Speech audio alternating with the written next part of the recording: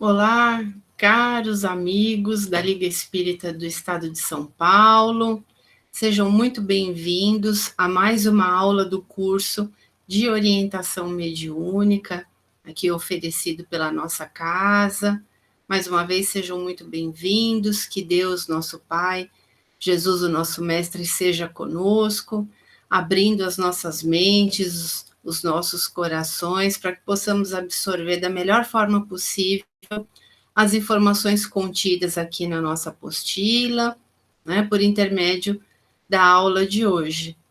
Lembramos a todos os nossos amigos que a nossa apostila ela é compartilhada aqui na tela, né, no momento da aula, mas que ela pode também ser adquirida lá na nossa sede, assim como as outras apostilas também de outros cursos. E no link também disponibilizado aí no momento do compartilhamento, né, deste vídeo, ali também vai ter o arquivo. Então, vocês que preferem acessar o nosso material em meio digital, também lá estará disponível.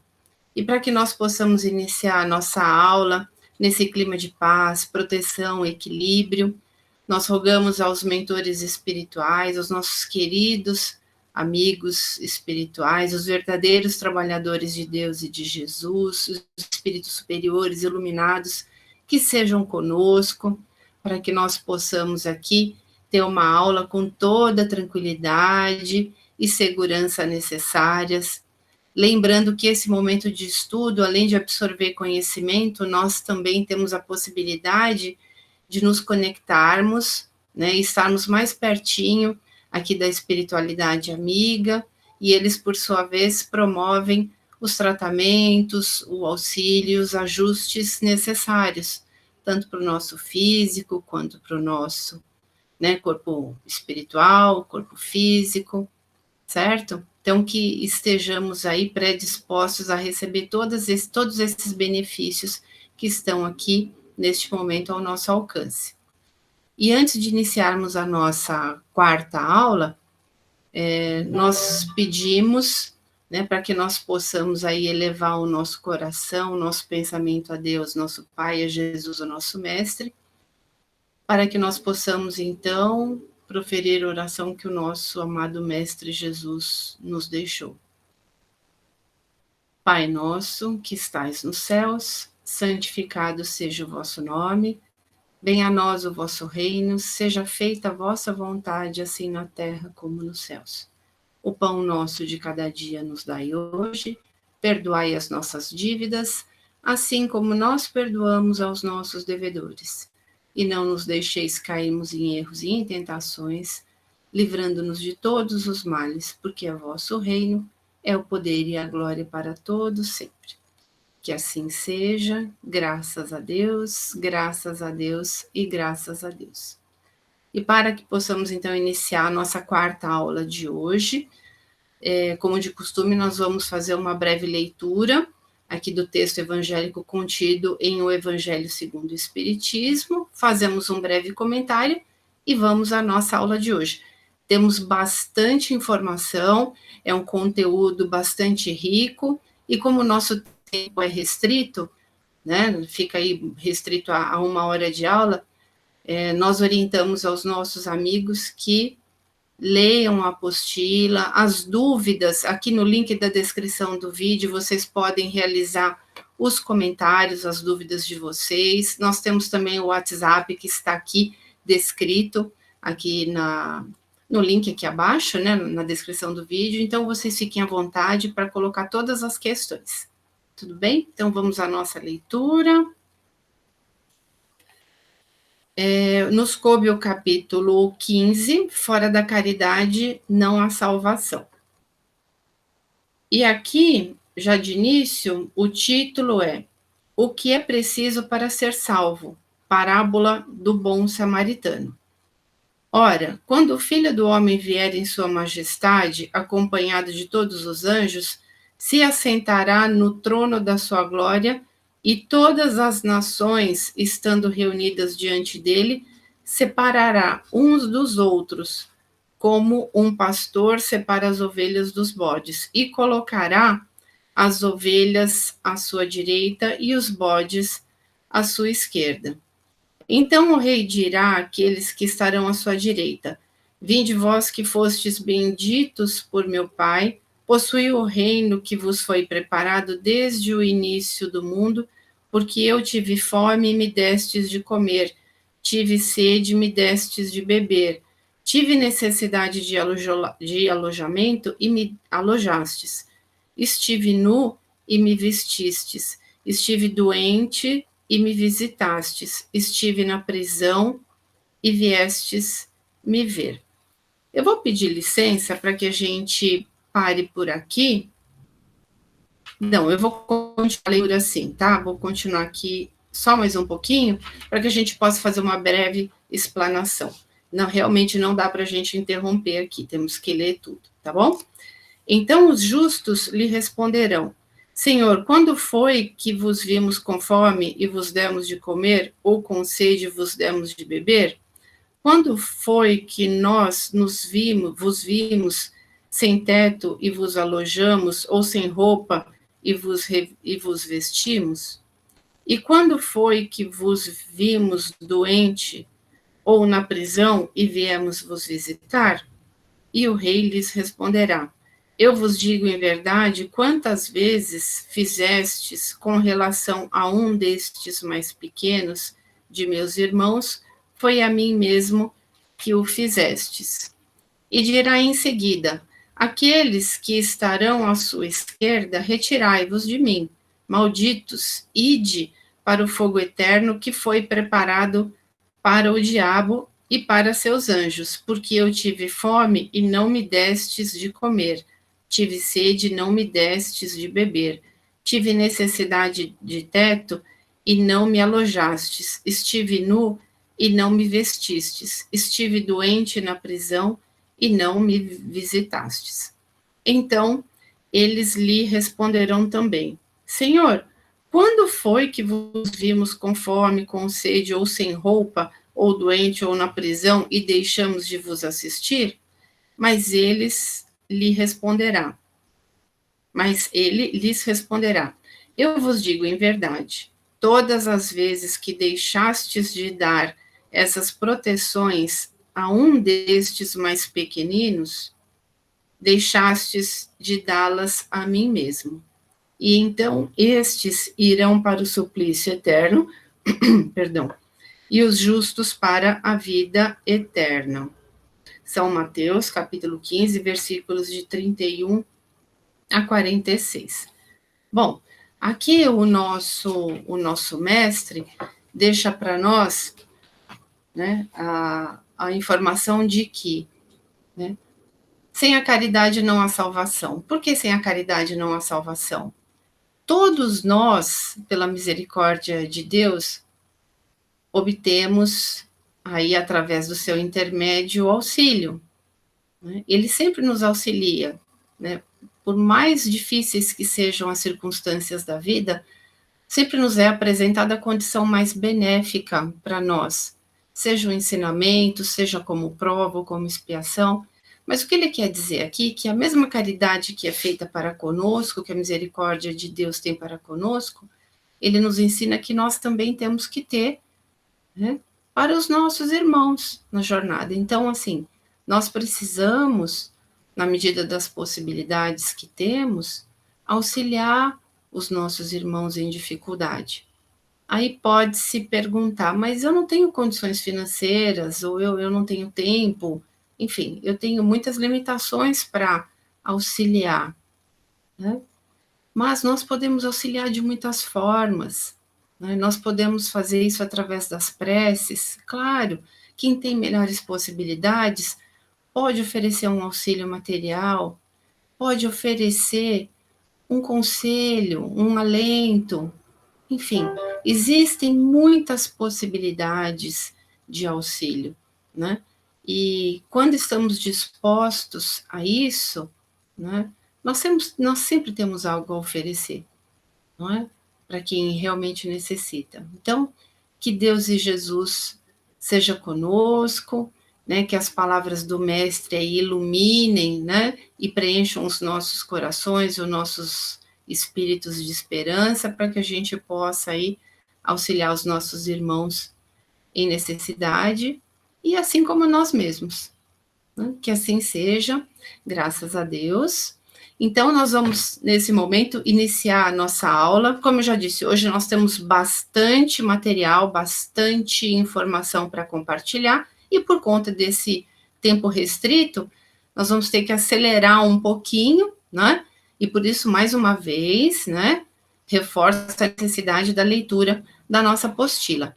Eu vou compartilhar aqui a tela do nosso material. Penso aqui que vocês já estejam aí podendo observar nesse momento aqui o nosso material. Vamos verificar aqui, excelente. Eu acho que aqui fica bom para que nós possamos iniciar a nossa quarta aula.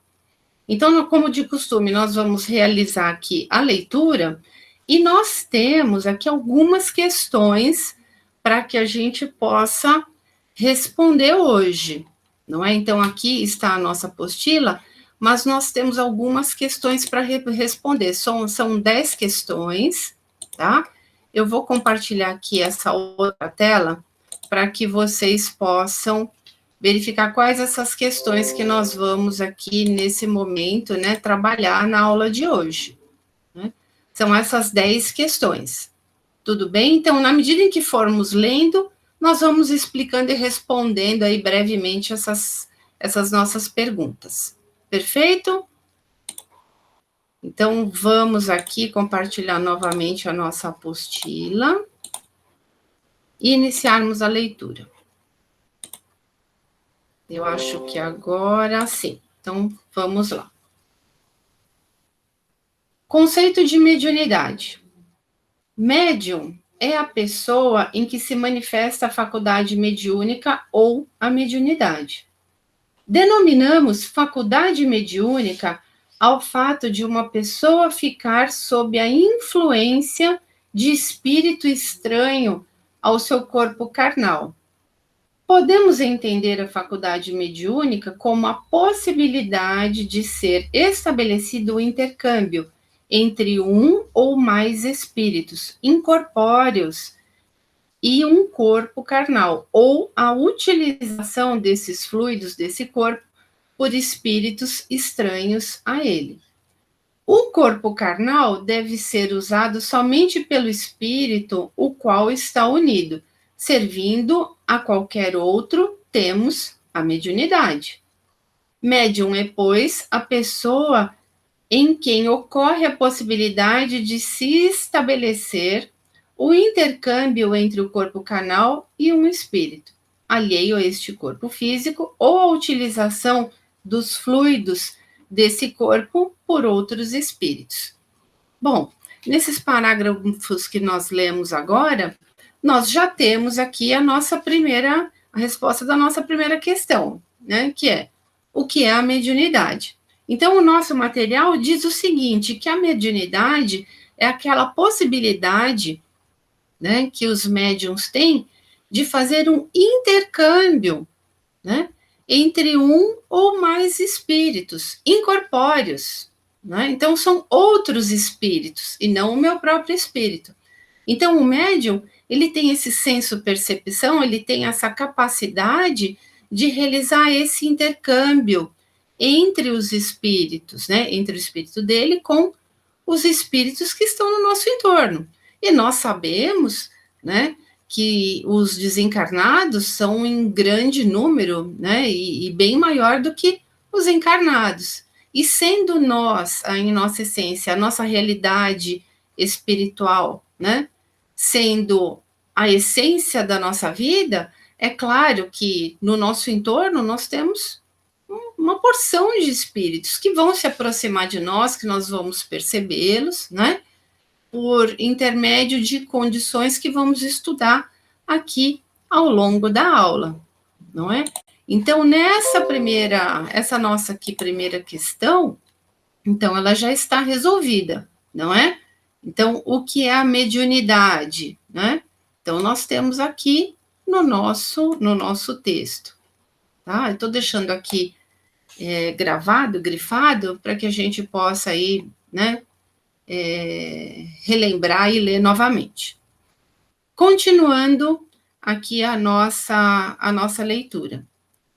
Mediunismo é a manifestação da mediunidade. Pode ocorrer em qualquer lugar, em qualquer ambiente, com qualquer pessoa, independentemente de sexo, idade e condição social, né? Então, essa daqui é a resposta da nossa segunda questão. Então, o que é o mediunismo? O mediunismo, ela é a manifestação da mediunidade. Então, o médium dispõe da mediunidade e o mediunismo, o que que é? É a manifestação desta mediunidade. Né? O mediunismo é tão somente a manifestação dessa mediunidade. Como é que isso se processa? Existem vários tipos de mediunidade. Existem muitos tipos.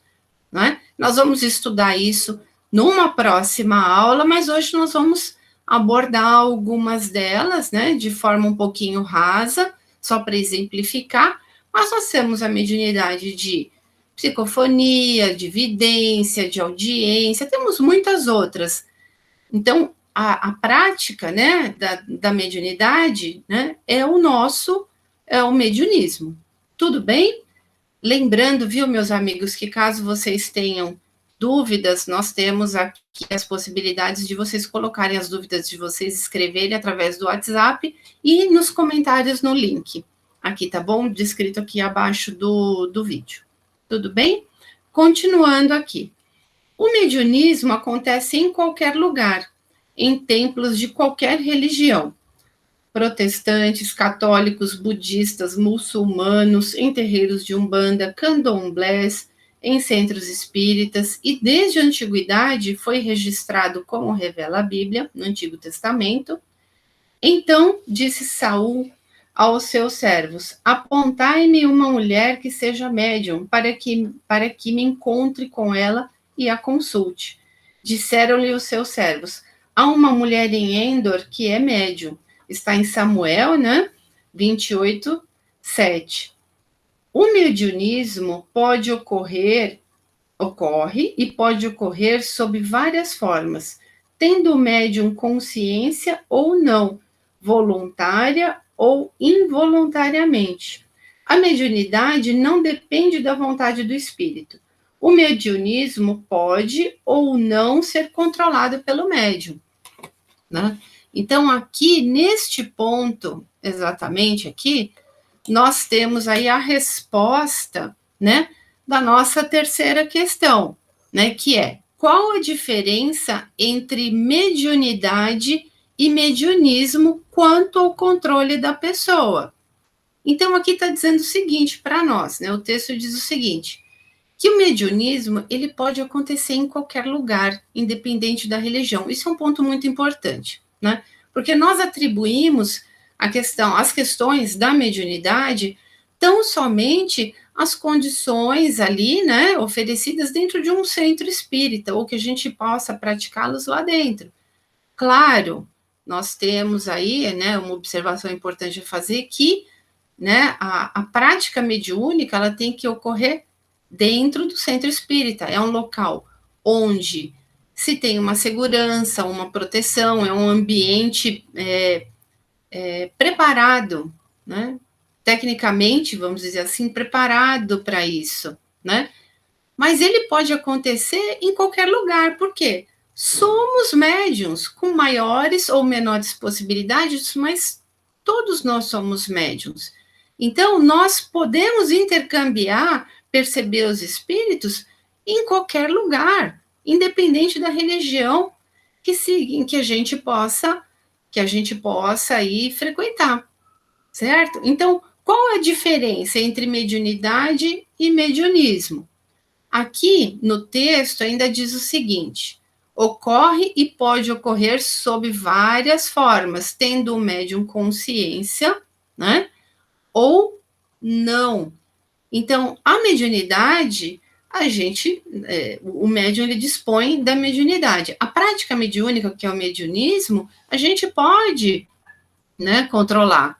Eu posso perceber um espírito, vamos supor que eu seja um médium de psicofonia, eu posso perceber um espírito, o espírito quer se manifestar através da minha mediunidade, mas eu posso controlar isso, né? Eu falo assim, não, aqui não é o local, aqui não é o momento, né? Então, a mediunidade é essa capacidade que nós temos. Agora, a prática, a gente tem como, né, controlar, né? E aqui ainda no texto, logo abaixo, diz o seguinte, que através de sua vontade, o médium sempre pode intervir e interferir no mediunismo. No espiritismo kardecista, praticamos o mediunismo cristão. É um outro ponto muito importante, porque a mediunidade ela tem que ser exercida com Jesus, né? A gente pratica o mediunismo cristão, que é para quê? Para prática da caridade. Então, a mediunidade, inclusive aquelas que nós vamos estudar em aulas futuras, nós vamos abordar aquelas que se prestam à caridade, não é? Porque dentro dos ensinamentos de Jesus, a gente não entende a prática da mediunidade de uma outra forma, senão de colaborar, né? De ajudar, colaborar nos tratamentos, oferecer auxílio aos espíritos necessitados, tanto encarnados quanto desencarnados, né? Nós falamos aqui sobre a caridade, né? Hoje aqui no nosso ensinamento evangélico, né? E é para isso que a mediunidade serve, né? Para que a gente possa trabalhar com a mediunidade em Jesus, com Jesus, ela tem que ter essa única finalidade. Para que a gente possa exercer a mediunidade com finalidades que não sejam essas, ou para obter vantagens pessoais, enfim, né? Não foi para isso, né? Que o presente mediunidade, né? Essa possibilidade da gente perceber, né? O mundo espiritual realmente não foi feita para isso. Tudo bem? Então vamos dar continuidade aqui à nossa leitura. A manifestação da mediunidade. A mediunidade se manifesta nos médiuns sob as mais diversas e variadas maneiras. Atingido o espírito de mediana evolução, o espírito começa a reunir condições para o afloramento da mediunidade compulsória e, com o decorrer do tempo e das reencarnações, passa a se tornar apto para a mediunidade natural. A manifestação da mediunidade dependerá da espécie de mediunidade que o médium apresentar. A mediunidade é inerente ao psiquismo do espírito e é esse psiquismo que irá determinar o tipo de mediunidade. Bom, aqui nesse ponto nós temos aí a resposta da nossa quarta questão, né? Que possibilidades o médium tem? Então, olha, eu vou marcar aqui mais uma vez para nós. Deixa eu só marcar aqui, né? Quais as possibilidades que o médium apresenta? Tudo vai depender do seu estágio de evolução, né? De elevação espiritual. A mediunidade, ela começa a se manifestar a partir do estágio de mediana evolução. Aí você vai me perguntar assim, poxa, mas por que só no de mediana evolução? Porque um espírito novo, como ele não tem um psiquismo, nós já vamos falar, né, e apresentar o conceito de psiquismo aqui para vocês, como ele não tem ainda um psiquismo muito bem trabalhado ainda, né? Ele ainda está no início da sua jornada de evolução, de elevação espiritual, ele tem possibilidades muito rasas. Então, assim, o psiquismo não dá condição para o nosso organismo, né, conseguir estabelecer essa relação com os espíritos. Quer dizer, a manifestação da mediunidade não se torna possível nessa condição. Já o espírito de mediana evolução, não, né? Ele já passou por muitas experiências, ele já tem o seu psiquismo já melhor trabalhado, E aí ele já começa a iniciar, né, as possibilidades da manifestação da mediunidade. E aí vocês vão me perguntar, ora, mas então o que é o psiquismo, né? Em outra apostila aqui do nosso curso, nós temos aqui um conceito que eu vou ler aqui para vocês, né? E é muito importante e nós vamos conversar rapidamente sobre ele. Psiquismo é o estado de inteligência e moralidade que o espírito se encontra, resultado da sua relação com Deus, com outros espíritos e com a matéria. Cada encarnação se soma ao espírito a inteligência e a moral desenvolvida. Portanto, o psiquismo nos caracteriza, né? Então, a cada encarnação nossa, nós vamos, né, evoluindo intelectualmente, nos elevando, né, espiritualmente. Então, nesse sentido, uns, né, trabalham mais a inteligência numa determinada encarnação, outros mais elevação espiritual. Então, nessa gradação, né, de cada um de nós, vai estabelecer as possibilidades da mediunidade. Né, você ter uma mediunidade, né, com grandes possibilidades, você percebe médiuns muito bem equilibrados, com grandes possibilidades, isso quer dizer que ele é um espírito já de mediana evolução para um espírito velho, e ele já tem o seu psiquismo aí já muito bem trabalhado, já muito bem consolidado no ser, não é? Então, quando a gente percebe esses médiuns que têm poucas possibilidades, ou que têm grandes possibilidades, aí você já consegue, né, aplicar esse conceito de psiquismo, a gente já consegue fazer uma análise, falar assim, olha, um espírito, pode ser um espírito de mediana evolução, né, mais para velho, ou não, mediana evolução no seu início, tem um psiquismo já muito bem trabalhado, o outro já nem tanto, então cada um de nós está num estágio, e não desmerecendo nenhum deles, mas essa é a condição, não é? E a nossa quinta questão, né, fala mais ou menos aqui, olha, iniciando aqui, eu vou ler a nossa quinta questão. A mediunidade, ela é sempre percebida? Explique. E aí eu vou ler o texto e aí nós vamos conversar um pouquinho sobre ele. Então, aqui diz o seguinte, geralmente, a mediunidade pode ser percebida ou não.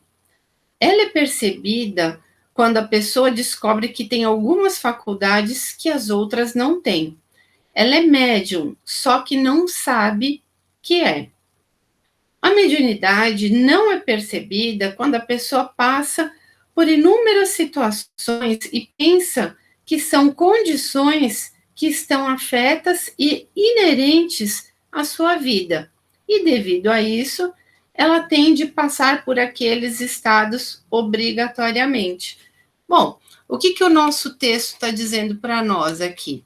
Que a mediunidade, ela pode ser percebida ou não, né? Então, como isso se processa, né? Tem pessoas que ela, assim, ela percebe, né, que tem algumas possibilidades que as outras pessoas não têm, né? Então, esta pessoa, ela é médium. Então, eu vou dar um exemplo.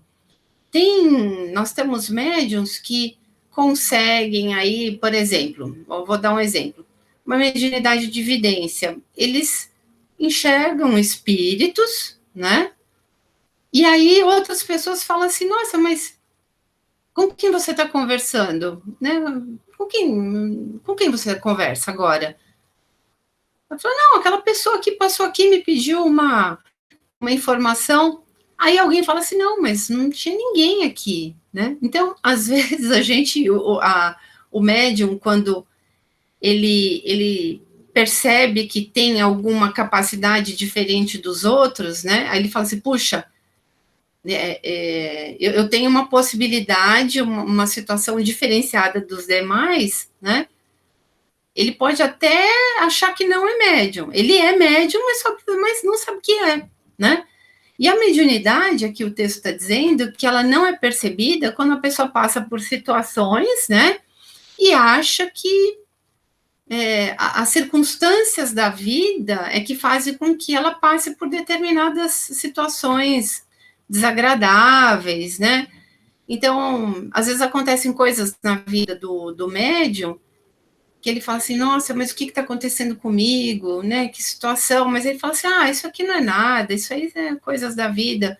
Não, mas os espíritos às vezes estão intercambiando com ele, né? E tentando chamar a atenção dele de alguma forma e ele não percebe. É uma situação bastante delicada, né? Por isso que nas nossas aulas presenciais nós temos um tempo bem maior para lidar, né, com assuntos da mediunidade. Aqui, né, em meio digital, a gente tem que se ater assim, a um resumo, né, das informações, mas tem muitas situações que aí vocês mesmos podem observar, né, e que quando, né, retornarmos aí, né, se Deus quiser, num futuro breve, nas nossas aulas presenciais, a gente vai poder detalhar mais para vocês, né, tendo aí mais tempo, certo? Então, mais uma vez, dúvidas, fiquem à vontade para colocar as questões de vocês. Tudo bem? Dando continuidade aqui à leitura. A mediunidade aflora, eu vou até marcar aqui, onde nós estamos aqui na leitura. A mediunidade aflora, portanto, independentemente da vontade da pessoa.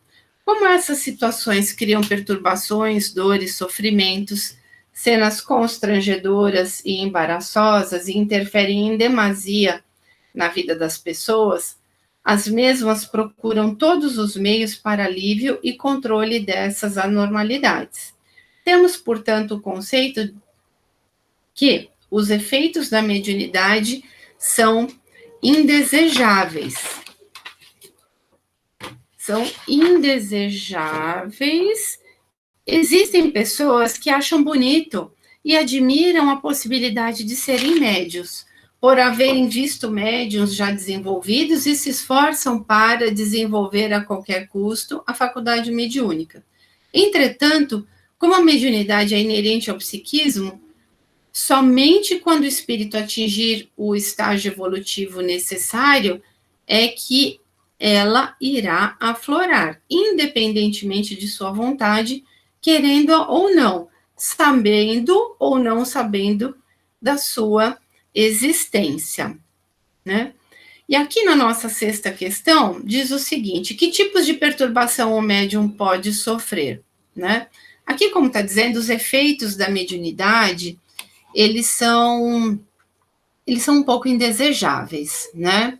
Eles são um pouco indesejáveis porque quando eles começam a aflorar, eles causam uma certa perturbação em nós, né, em nós médiums. E nós temos, em falando, né, de perturbação, então, que tipos de perturbação o médium pode sofrer, né? Então, nós temos alguns tipos aqui, né? E as perturbações vêm desses tipos de mediunidade que a pessoa pode apresentar. E aqui são elas: a mediunidade de efeito físico, a de desdobramento, a de audiência, a de vidência. Essas são algumas e são as mais comuns que causam, né, essa perturbação, né, causam essa dor, esse sofrimento para o médium, não é? Então, que tipo de perturbação pode ter? Ele pode ter, né, a resultante da mediunidade de efeitos físicos, né, que diz aqui na nossa apostila o seguinte: faz quebrar ou desaparecer objetos sem nenhuma causa aparente, faz surgir barulhos inexplicáveis, animais que sem explicação aparecem em ambientes onde não podem estar racionalmente, provoca defeitos nos aparelhos elétricos e eletrônicos com regular constância, danificando geladeiras, rádios, televisores, carros, acende e apaga a luz, provoca incêndio e ou combustão, deixa o médium ficar repentinamente em profunda prostração e fraqueza, etc. Né? Não é incomum, né? Médiums, né, que dispõem dessa mediunidade de, por exemplo, de efeito físico, no seu dia a dia, passar por situações como essa, né? Quebra de objetos, por onde ela passa, um copo explode, assim, quebra, uma luz queima, né? Eu tenho até um exemplo de um médium que eu conheci, que por onde ele passava, a mediunidade dele estava num estado de perturbação tão grande, né? Que onde ele passava, acendia, apagava as luzes, ligava a rádio, desligava a rádio, sem ninguém encostar. E todo mundo, né, na casa dele ficava muito preocupado com isso, né? E claro, sem as informações, sem o conhecimento, essa pessoa deve ter sofrido muito no início, né? Até descobrir, reequilibrar sua mediunidade e utilizá-la para um fim útil. Então, essa né, situação é uma das que causa muita perturbação para o médium. A outra é a mediunidade de desdobramento, que faz a pessoa ter desmaios súbitos, perdas de memória de sentido, experimentar distanciamento do corpo carnal. Parece-lhe que está de longe, sofrer crise de nervos, irritações sem motivos, ficar em estado de desânimo e depressão inexplicáveis, estar sempre doente, aprontar confusões e não saber de nada do que fez. Algumas vezes, encontrar-se em lugar diferente de onde estava, sem saber explicar como chegou até ali, etc.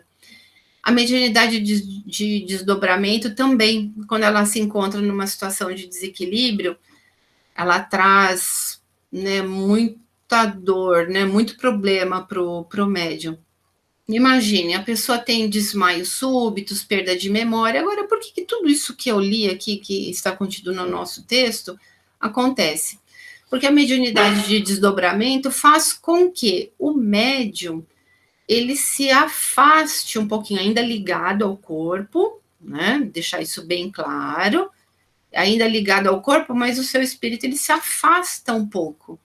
E isso dá uma margem para que outros espíritos possam utilizar, né, se utilizar desse corpo para fazer coisas, né? Que às vezes a pessoa não vai lembrar, né? Às vezes a pessoa chega numa situação, por exemplo, de sair do trabalho dirigindo, a pessoa está dirigindo, né? E de repente chega em casa e fala assim: gente, como é que eu cheguei em casa? Nossa, eu não lembro que caminho eu fiz, né? E a pessoa chega, ela lembra que saiu do trabalho e chegou em casa, mas não lembra de nada, né? É um afastamento do corpo ali. Claro, pode ser uma condição da pessoa estar distraída, tudo, mas normalmente existe esse distanciamento. Pessoas que têm surtos, né, de raiva, discutem, brigam, quebram coisas. E aí, quando o espírito retorna, né, bem ajustadinho ali ao seu próprio corpo, todo mundo fala: nossa, mas você fez isso, você fez uma coisa, você fez outra. Ele falou: não, mas eu não fiz, eu não lembro de nada. Então, imagine, né, a perturbação que isso causa na vida do médium, né? E claro, e através dos conhecimentos, do estudo, né, frequentar um centro espírita, a mediunidade sério, um centro espírita sério, a mediunidade vai se ajustando, né? Nós temos também aqui a mediunidade de audiência. Imaginem, o médium tem a possibilidade de ouvir espíritos. Então, vocês imaginem ficar ouvindo espíritos ininterruptamente, 24 horas, os espíritos falando e pedindo coisas e às vezes falando coisas que o médium não quer ouvir quando se trata aí de um espírito que tem uma ligação, né, do passado para conosco, falando coisas desagradáveis, coisas que nos perturbam. Então, isso causa, assim, um transtorno muito grande, né, para o médium. E aqui o texto diz o seguinte: olha, faz a pessoa ouvir o que os espíritos lhe dizem 24 horas por dia, ininterruptamente, a começar a discutir com os desencarnados e invisíveis, falando sozinha e gesticulando, gerando profundos desequilíbrios psíquicos. Se o perseguidor for implacável e endurecido, a pessoa não tratada se desvincula da realidade material e passa a viver a realidade espiritual. Então, acontece da perturbação ser tão grande que a pessoa, daqui a pouco, começa a intercambiar com o espírito como se estivesse lidando ali com uma pessoa ali, né? Assim, e conversa, vai conversando e ele se desvincula da realidade e começa só a viver a realidade espiritual. Então, imaginem o transtorno. Né? Aí temos também a mediunidade de evidência, né? Faz a pessoa ver o que os espíritos querem que ela veja, o que lhe é possível enxergar. Né? E aí depende, claro, do psiquismo. Né? Uma pessoa com psiquismo mais bem informado, né? Ele tem melhores possibilidades de enxergar outros espíritos, né? Mas a pessoa com psiquismo já bem trabalhado, ela também pode apresentar perturbação, né? Então, olha, como normalmente o médium está perturbado, consegue ver coisas más. Na maioria das vezes, a vida lhe é de um intenso sofrimento moral, porque começa a ter medo de sair, de encontrar determinadas pessoas, de frequentar determinados lugares ou ambientes. Em casos mais profundos de perturbação, os espíritos passam a compartilhar intensamente de sua vida. E ele se põe a discutir abertamente com eles na frente de outras pessoas, não se preocupando que essas não veem os espíritos. É tido como louco, alienado, né? Então, nós já comentamos. Imaginem os espíritos, você intercambiar com os espíritos, ver os espíritos, conversar com eles, né? E ninguém mais vendo isso. Então, muitos médiums com a mediunidade perturbada, infelizmente, são conduzidos aí a hospitais psiquiátricos, porque a mediunidade está tão perturbada, e quem está no entorno, às vezes não consegue, às vezes não, né? Por muitas vezes não consegue compreender isso, não entendem o que se passa com ele, e acabam aí conduzindo, né? Esses encarnados acabam sendo internados em hospitais psiquiátricos, né? E às vezes é só mediunidade perturbada mesmo, não é? É uma situação que causa bastante perturbação para o médium, né? E aqui, né, nós temos aqui, eu vou pular um pouquinho aqui o texto que fala aqui sobre as afinidades, mas eu convido aí aos irmãos a lerem esse trecho aqui. Eu vou falar brevemente depois, tá? Aqui ainda na nossa aula, mas um pouquinho depois, né? Nos casos de mediunidade aí perturbada, né? Os médiuns podem apresentar muita dor física mesmo, né? Aquela sentida pelo corpo material. É uma espécie de perturbação. Então, como diz aqui o nosso texto, e essa situação aqui, ela já responde à nossa sétima questão. Como o médium pode minimizar a dor refletida? Nós vamos ler aqui e vamos explanar para vocês. Então, a dor, né? A dor é uma espécie de perturbação. É representada pelos sintomas de enfermidades físicas que o corpo carnal do médium demonstra. A dor é real. A causa da dor, todavia, ela é de natureza espiritual. A medicina convencional somente a controla, mas não consegue curá-la. Normalmente são as doenças de causa itinerante ou de causa desconhecida. A doença, nesses casos, é provocada espiritualmente, pelo que é denominada dor refletida, né? Isso é uma situação muito complicada para o médium. Como é que isso se processa, né? E aqui, como o médium pode minimizar essa dor refletida? Nós também vamos ler e vamos explicar para vocês. A dor, o corpo material ele vai sentir, o nosso corpo vai sentir. Então, dor de cabeça, dor nas costas, dor de estômago, cabeça pesada. Nossa, tem uma infinidade, né? Uma infinidade delas. E às vezes o médium, o que ele faz? Ele vai ao médico, né? Eu tô com uma dor aqui e ali, o médico faz né, encaminha para exames, o médium faz uma porção de exames, né? E o que acontece? Nada se apresenta. Fala, olha, aqui seus exames não tem nada, né? Eles estão perfeitos, né? Então, pode ser um indício aí de dor refletida, né? Quem sente a dor? O espírito. E nós, como médiums, tendo esse senso-percepção mais apurado, né, nós vamos sentir as dores que o espírito sente, porque é uma informação passada de perispírito para perispírito, do perispírito do desencarnado para o perispírito do encarnado, né? O perispírito se ressentindo, sentindo essa dor, ele se reflete no corpo material, né? E às vezes os médiums, às vezes não, né? Com muita frequência, né? Os médiums vão até o centro espírita com esse problema. O espírito doente, necessitado, ele é afastado, ele é conduzido para tratamento, porque essa é a função de um centro espírita sério, não é simplesmente afastar o espírito, né, do nosso convívio, não se trata disso, né? Nós precisamos o quê? Nós vamos tratar o encarnado e vamos tratar o nosso irmão desencarnado também.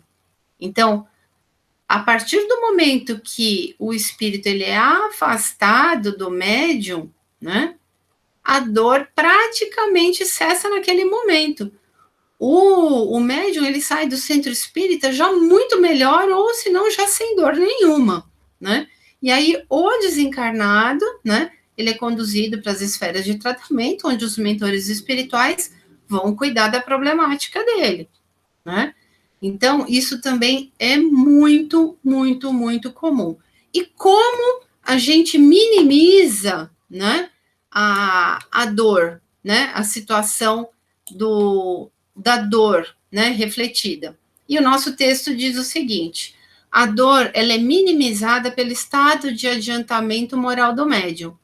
Médium mais desenvolvido moralmente sofre menos ou quase não sofre. Com a evolução moral do médium, é formado ao seu redor um campo de força benéfico, originado do próprio médium, que neutraliza os fluidos malévolos do espírito necessitado ou ignorante, né? Então, quanto maior for a nossa elevação espiritual, né, quanto maior for nosso estado de moralidade, melhores condições nós temos de nos blindar dessa situação, né? De forma que nós, médiums, sejamos menos afetados ou quase não afetados. Porque nós podemos até perceber a situação do espírito. O espírito está com muita dor, né? Ele desencarnou numa situação trágica, supostamente. E isso traz a problemática da dor no perispírito do desencarnado, né? Mas eu, né, dentro do meu estado de moralidade já mais trabalhado, eu sei que ele sente dor, eu percebo a dor dele, mas ela não chega a me afetar, ou quase não me afeta, não é? Isso é muito importante, né? Então, quanto maior a moralidade do médium, quanto maior for o conhecimento, né, de como essas situações se processam, melhores condições nós vamos ter de, né, nos blindar dessa situação.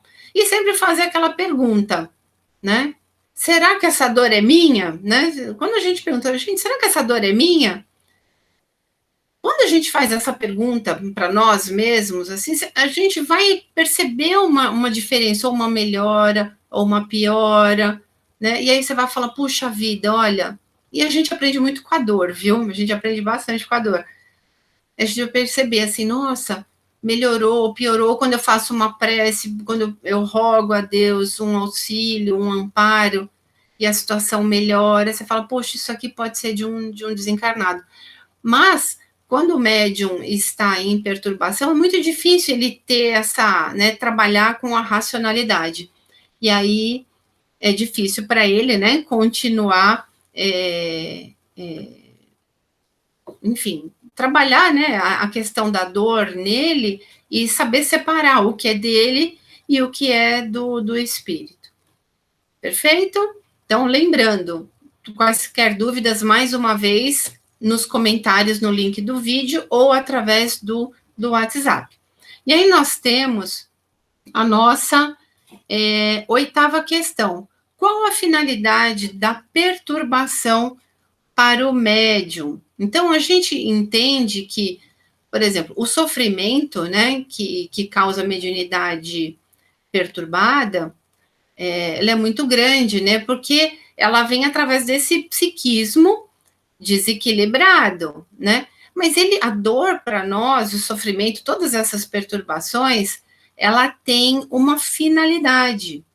Ela tem uma finalidade, que é qual, né? Que essa perturbação, a dor e o sofrimento existem para chamar a atenção do médium, né? Para a realidade espiritual. Se não fosse isso, né, que através da pressão espiritual, que os espíritos, ela é médium, né, a pessoa é médium, supondo que ela não sabe que ou sabe que tem uma mediunidade, mas ainda tá muito em perturbação, olha, você é médium, né, olha, você está tendo a percepção do mundo espiritual, né, olha, você precisa dar atenção para isso. E às vezes nós recebemos, né, nas casas espíritas, né, na nossa casa espírita, médiums que falam assim, eu não quero ter mais mediunidade, tira isso de mim, né, eu não quero mais porque está me causando muito sofrimento. Assim, a mediunidade, ela não é uma doença. A mediunidade não é doença, né, é um presente que Deus nos deu para que a gente possa se relacionar com a nossa verdadeira realidade, que é espiritual. A matéria, o que nós vivemos aqui enquanto encarnados, né, ela é real, nós temos que viver essa realidade, mas ela é por um curto período de tempo. A nossa realidade material, ela é um meio para que a gente se utilize, né, dela, para que a gente possa evoluir e se elevar espiritualmente. Então, ela não é a nossa atividade fim, ela é um meio, ela é uma escola para nós, né? E como é que o aluno ele é chamado a atenção para começar a enxergar o mundo espiritual, a entender a verdadeira razão da vida, né? A sua essência espiritual? Só se ela for chamada a atenção dessa forma, né?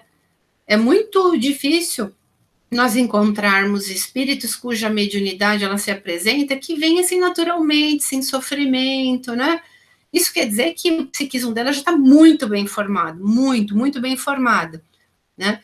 Mas como todos nós estamos em diversos estágios evolutivos, então uns sofrem mais, outros sofrem menos, mas estando ainda imersos dentro de um planeta de provas e expiações, então normalmente ela se apresenta dessa forma mesmo, bem perturbada, em maior ou menor grau, e essa perturbação serve para nos chamar a atenção a essa realidade espiritual, não é?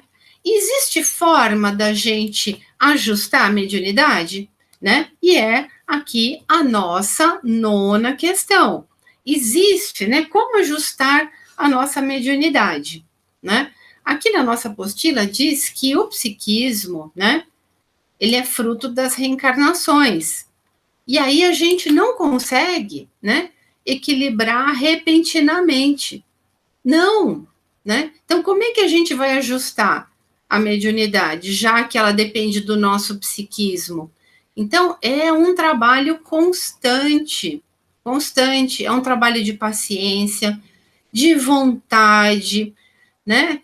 Racional, né? O espírito encarnado, ele tem que falar, olha, eu preciso trabalhar em mim determinados pontos para que eu possa, mais brevemente possível, né, ir melhorando as condições do meu psiquismo. E aí, aqui na apostila diz o seguinte, pode-se, todavia, por nosso esforço, trabalho, estudo, pela vontade, decisão e permanecendo no caminho reto, manter os seus efeitos sob controle, com a ajuda dos trabalhadores de Deus e de Jesus, e criar condições para ir, aos poucos, equilibrando, né, a atividade no centro espírita, a frequência no centro espírita, né, a regularidade da frequência no centro espírita ajuda muito na condição da mediunidade, do ajuste da mediunidade, né? Mas não só isso. E muitos médiums reclamam que, eu frequento o centro espírita, mas eu ainda não estou bem, eles não estão me ajudando. Então, nós temos, né, a nossa responsabilidade para conosco mesmo. Parte, o centro espírita ajuda, mas parte desse ajuste depende de nós, cada um de nós, né, sendo médiums, nós precisamos trabalhar, né, a nossa moralidade, né, o estudo, né, da doutrina, né, através da nossa vontade aí, né, da nossa percepção, no nosso caminhar reto, né, segundo os ensinamentos de Jesus. Quanto mais rápido a gente fizer isso, melhores condições a gente vai adquirindo, e não atribuir tão somente a melhora do desequilíbrio mediúnico ao centro. Nós não podemos entregar a responsabilidade da nossa melhora individual, né? Deus nos deu um espírito e nós temos que cuidar dele. O médium é responsável pela sua mediunidade, a gente não pode atribuir essa responsabilidade ao centro espírita. E é um trabalho difícil, porque aquele que, se não se convence disso, vai ter muita dificuldade ao longo da vida de equilibrar a sua mediunidade e levar a sua encarnação de forma mais tranquila e regular, né? E ainda continuando na leitura, diz o seguinte: com esses atos, consegue-se ir ajustando a mediunidade, que é o que afeta e prejudica o médium diretamente. Os esforços para o equilíbrio do psiquismo e para ajuste mediúnico devem ser desenvolvidos simultaneamente, ser complementares. É necessário resgatar o passado e preparar o futuro, né? É um ensinamento muito importante para nós. Nós vamos passar por situações na encarnação muito difíceis, né? Porque nós hoje somos o resultado, né, do que fomos, do que fizemos no ontem, né? Mas o mais importante é a gente se preparar para o futuro, porque o que passou, nós vamos responder por isso, né? Temos todo um trabalho aí a fazer de melhora íntima, né? Eu não vou nem dizer de reforma, né? Eu não gosto muito da palavra reforma, né? Que dá a impressão que a gente, né, dá uma tapeada, né? Não, mas é realmente uma reestruturação nossa enquanto espírito, né? Para que a gente possa se preparar para o futuro e dispor, né, de uma vida e um futuro bem melhores, né? E nesse sentido, o que a gente pode dizer sobre o desenvolvimento mediúnico, que é a nossa 10ª questão, né? O que é o desenvolvimento mediúnico? E aí, na nossa apostila, diz o seguinte, eu vou marcar aqui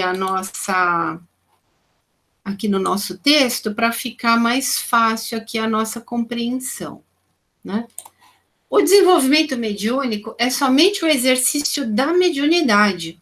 Quanto mais praticada, maior será a habilidade conseguida.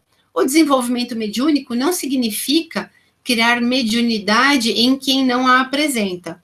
Pelo estágio de evolução espiritual em que o espírito se encontra, temos mediunidade ou não. Se a tivermos, ela poderá ser desenvolvida através da prática, né? Então, como é que a gente pode, né, desenvolver a nossa mediunidade? É praticando, né?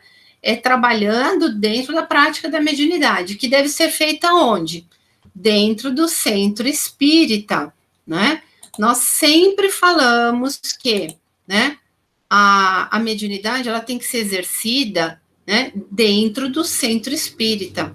Fazer isso fora, a gente corre um grande risco de trazer inúmeros problemas para nós médiuns, né? Dentro do centro espírita, nós estamos num ambiente preparado, né, protegido, né? Agora, fora do centro espírita, né, quem rege a vida aqui fora é muito complicado, porque o médium, ele está sujeito a né, muitas interferências, né? Então, é muito difícil o médium se reequilibrar ou se equilibrar fora do centro espírita. Então, a prática mediúnica fora do centro espírita é uma prática totalmente insegura, né, inapropriada, né, e que não deve ser feita, né? Essa é a nossa recomendação. Para desenvolver, né, a mediunidade, ela tem que ser exercida dentro do centro espírita.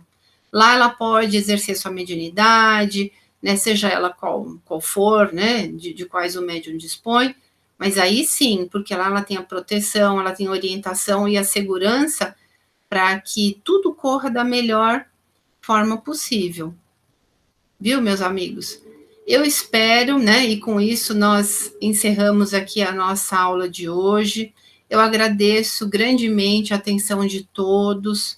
Peço aí para que vocês, peço a Deus, né?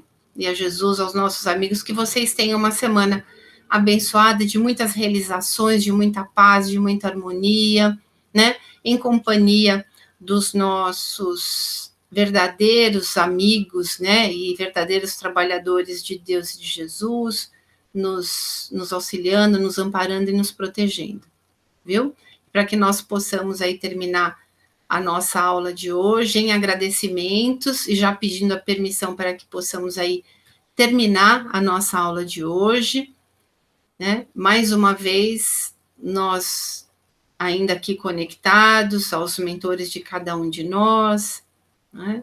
Aos trabalhadores de Deus e de Jesus, aos espíritos superiores, aos espíritos iluminados, né, que possamos fazer aqui a oração que Jesus nos ensinou, para que ela suba aos mundos superiores e retorne a nós em formas de bênçãos, de fluidos, provendo tudo o que nos seja necessário e nos sustentando espiritualmente por mais essa semana, né, para que quando do nosso próximo encontro nós estejamos todos aqui reunidos novamente. Pai nosso, que estais nos céus, santificado seja o vosso nome. Venha a nós o vosso reino, seja feita a vossa vontade, assim na terra como nos céus. O pão nosso de cada dia nos dai hoje, perdoai as nossas dívidas, assim como nós perdoamos aos nossos devedores. E não nos deixeis cairmos em erros e em tentações, livrando-nos de todos os males, porque é vosso o reino, o poder e a glória para todos sempre.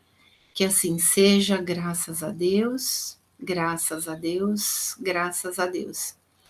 E assim, nós terminamos mais uma aula de hoje, a nossa quarta aula, a nossa quinta e sexta aulas vão ficar aqui, né, comigo também, e espero que vocês se cuidem, evitem aí, né, aglomerações, né, continuem aí com orientação do distanciamento social, utilização de máscara, né, álcool gel, higiene nas mãos, viu, para que nós possamos estarmos reunidos novamente no nosso próximo encontro.